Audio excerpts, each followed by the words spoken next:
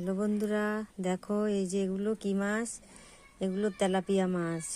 বাড়িতে কান্দরের মাছ এগুলো এনেছে তো বাড়িতে, সেজন্য নিয়েছে ছেলে, অল্পই নিয়েছি, কেটে নিয়েছি।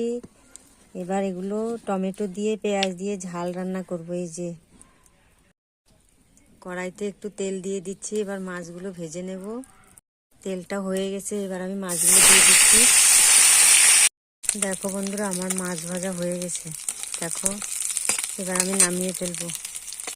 দেখো এই যে আমি এই মশলাগুলো দেবো, লঙ্কা, তারপরে জিরা, গোলমরিচ এখনো নিয়ে নেব, গোলমরিচও দেবো, তাহলে তরকারিটা ঝাল হবে, খেতে টেস্টি হবে।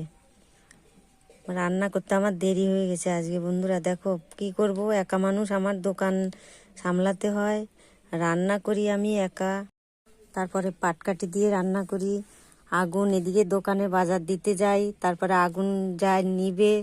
কি করব আমি একা একা, আমি পাগল হয়ে যাই একেবারে। কড়াইতে তেল আছে, তবু আর একটু তেল দিয়ে দিলাম। দেখো পেঁয়াজটা দিয়ে দিচ্ছি। দেখো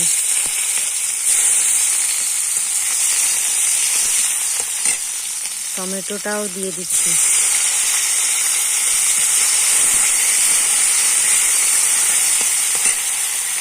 এই যে লবণ দিয়ে দিচ্ছি, পরিমাণ মতো হলুদ দিয়ে দিলাম। দেখো মশলাটা দিয়ে দিচ্ছি,